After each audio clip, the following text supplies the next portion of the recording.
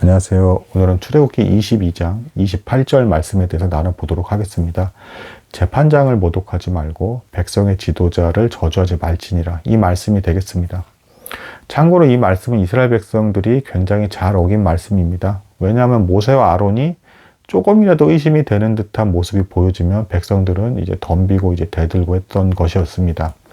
하나님은 그것에 대해서 굉장히 가증스럽게 여기고 싫어하신다라는 걸 이 계명을 통해서 알 수 있습니다. 참고로 이 계명은 10계명의 5계명 부모를 공경하라는 말씀과 연결되어 있습니다. 여기서의 부모는 하나님께서 권위를 인정한 모든 질서 안에 있는 사람들을 말하게 되겠습니다.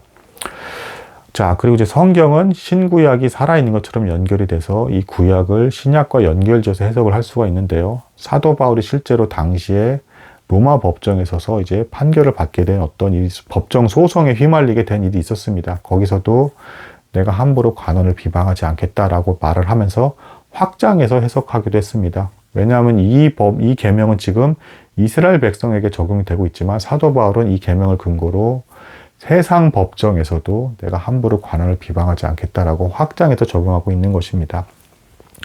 이것을 통해서 얻을 수 있는 교훈이 있는데요.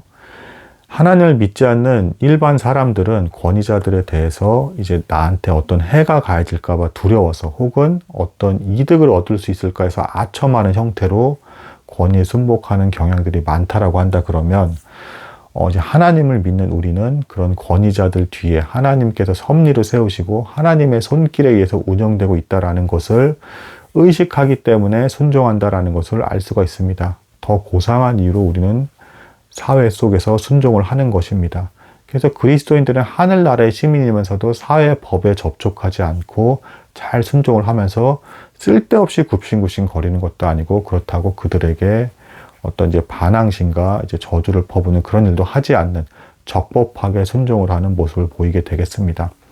자, 이 계명은 그렇기 때문에 정당한 변론까지 막아버리는 것은 아니다. 권위에 순종을 하되 하나님의 어떤 질서를 인정하는 가운데서 진리와 사실은 어그러지면 안 되기 때문에 정당한 변론은 가능한 것이다.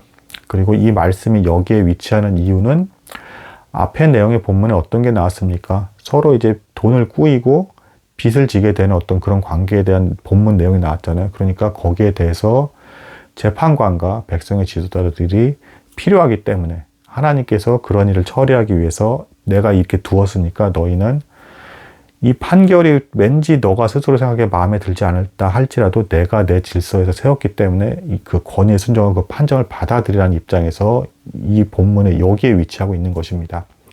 28절에 위치하고 있는 것이죠. 또한 이제 추가로 조금 더 이제 말씀을 드리자면, 그래서 하늘의 시민인 우리는 사회 속에서도 법을 더 고상하고 더 높은 수준으로 따르게 되게 돼 있는데요. 이것이 앞에 본문에서 어떤 내용이 있었습니까? 빚을 져서 이방인들과 거래할 때 이방인들에게는 이자를 이제 받을 수가 있었죠. 이거를 통해서 통일을 취하라는 게 아니라 이방 사람들의 통념은 어떤 게 있습니까? 이자를 받는 게 당연한 것이죠. 그럼 이제 그들의 법에 맞게 우리도 맞추어서 서로 거래도 할 수가 있는 것이다.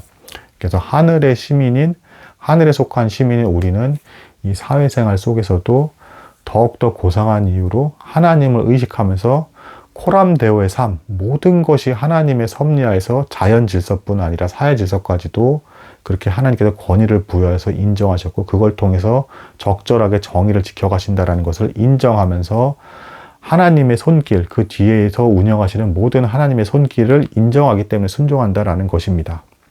자, 이런 삶까지 받아들이신다면 이 본문을 제대로 이해한 것이라 볼 수 있겠습니다. 감사합니다.